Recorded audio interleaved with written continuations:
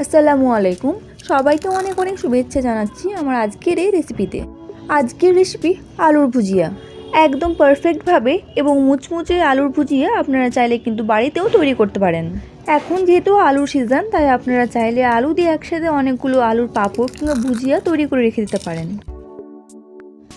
আমি এখানে প্রায় 1 থেকে 1.5 কেজি আলু নিয়েছি, দিয়ে ভালো করে ধুয়ে পরিষ্কার করে গোল গোল করে কেটে নিয়েছি। তারপর সেই আলুকে আবার লম্বা লম্বা করে ছোটো ছোটো করে কেটেছি, যেমনটা আমরা আলু ভাজার জন্য কেটে থাকি। আলুগুলো কাটা হয়ে গেলে জলে আর একবার ভালো করে ধুয়ে নেব। আলু ভালো করে ধোয়া হয়ে গেলে যেটা পাত্রে আলু হাফ সেদ্ধ করব, সেটা পাত্রে আলু বরাবর দিয়ে দেবো জল আর দেবো 2 চামচ মতো নুন, দিয়ে হালকা নাড়াচাড়া করে ঢাকনা খোলা রেখে আলু হাফ সেদ্ধ করব। ঢাকনা বন্ধ করব না, তা না হলে আলু কিন্তু ভেঙে যেতে পারে। আপনারা যারা প্রথমবারের মতো আমার চ্যানেলের এই ভিডিও দেখছেন, তারা অবশ্যই চ্যানেলটিকে সাবস্ক্রাইব করে দেবেন।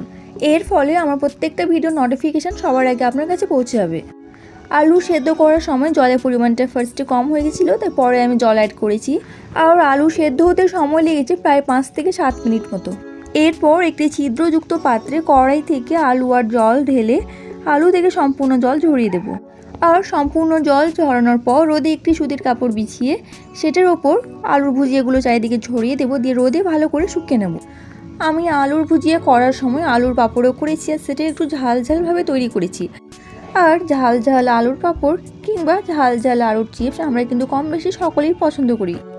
আমার চ্যানেলে অলরেডি এই রেসিপি শেয়ার করা আছে, আপনারা চাইলে দেখে নিতে পারেন। ডেসক্রিপশন বক্সে লিঙ্ক দেওয়া আছে। আলুর ভুজিয়া কিন্তু আলুর পাঁপড় তুলনায় খুব তাড়াতাড়ি শুকিয়ে যায়।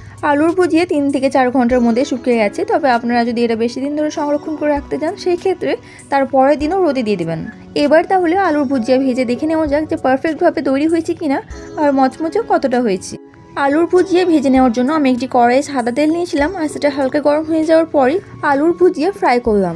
এখানে একটা ছোট্ট টিপস, আলুর ভুজিয়া কিংবা যে কোনো পাঁপড় ভাজার সময় তেল কিন্তু খুব বেশি গরম করা যাবে না, কারণ তেল বেশি গরম হলে আলুর ভুজিয়া কিংবা পাঁপড় সাইজে বড় হবে না আর কালারটাও কিন্তু ঠিকঠাক আসবে না। এবার দেখুন আলুর ভুজিয়া কতটা মচমচে হয়েছে, আর এই আলুর ভুজিয়া খেতেও কিন্তু অনেক বেশি ভালো লাগে। আপনারা চাইলে একসাথে অনেকগুলো আলুর ভুজিয়া করে রাখতে পারেন, এটা খারাপ হওয়ার কোনো সম্ভাবনা নেই। আশা করি রেসিপিটি আপনাদের নিশ্চয়ই ভালো লেগেছে, আর ভালো লাগলে ভিডিও দেখলে লাইক কমেন্ট শেয়ার করে সাথে চ্যানেল সাবস্ক্রাইব করে দেবেন।